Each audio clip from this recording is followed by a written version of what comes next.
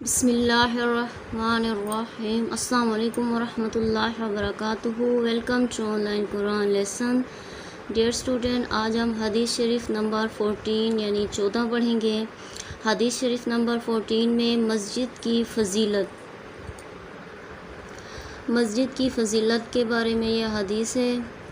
قال رسول اللہ صلی اللہ علیہ وسلم من غدا الی المسجد اوراح اعد اللہ لہ فی الجنۃ نزلا کلما غدا اوراح۔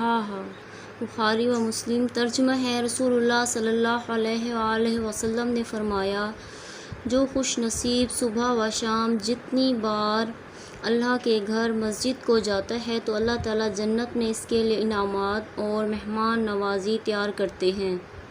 سبحان اللہ۔ درس نصیحت ہے۔ مسجد اللہ رب العزت کا پاکیزہ گھر ہے۔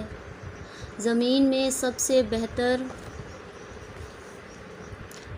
جگہ مسجد ہے۔ نماز کے لیے مسجد کی طرف جانے سے ہر قدم پر گناہ معاف ہو جاتے ہیں۔ مسجد کی خدمت ایمان والوں کو نصیب ہوتی ہے۔ اگر آپ کو یہ حدیث اچھی لگی ہے تو اپنے چینل کو سبسکرائب اور ویڈیو کو لائک کرنا ہے۔ انشاءاللہ تعالی نیکسٹ ہم حدیث شریف نمبر 15 پڑھیں گے۔